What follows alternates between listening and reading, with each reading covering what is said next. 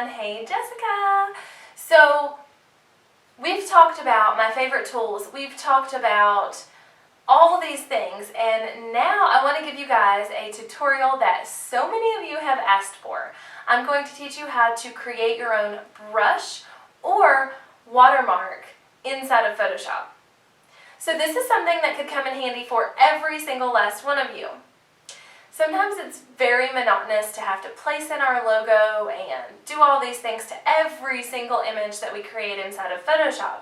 So this will teach you how to use a brush to just brush on your nice little logo and make sure that everything you do is branded and protected.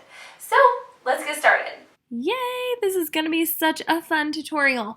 So I'm going to make a brush out of my newest logo and show you how you can do it too.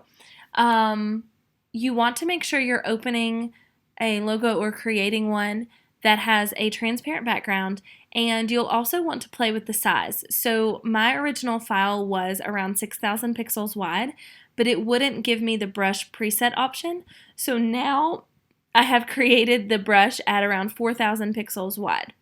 So, I'm getting the option. So that's where we're going to stay, but you can play around with the size of yours. So now we'll go to Edit, and you're going to say Define Brush Preset. So I'm going to say, Hey Jessica logo.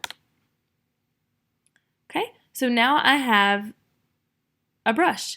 So if I go in and let's say I want to brush this onto this canvas with a white color, what I'll want to do is grab the brush, and then up here I can drag it down to the size I want it, and then create a new layer so that it doesn't go on the background layer, and just click, and there's my brush.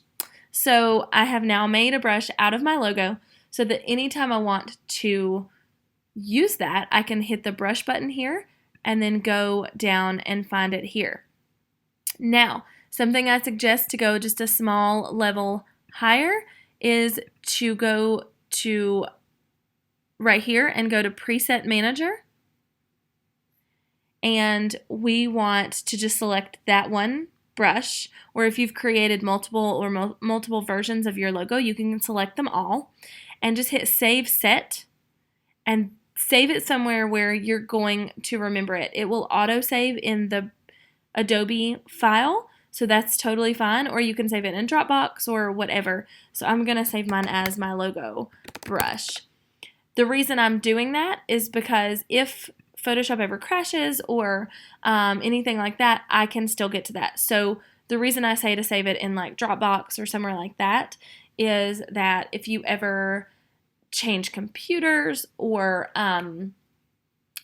upgrade Photoshop and for some reason things go wonky and you lose your brushes, you can still get to them. So that's basically it. I can brush this all over the place if I want to. Woo! Alright guys, so that's all, and I hope you have so much fun doing this with your logo.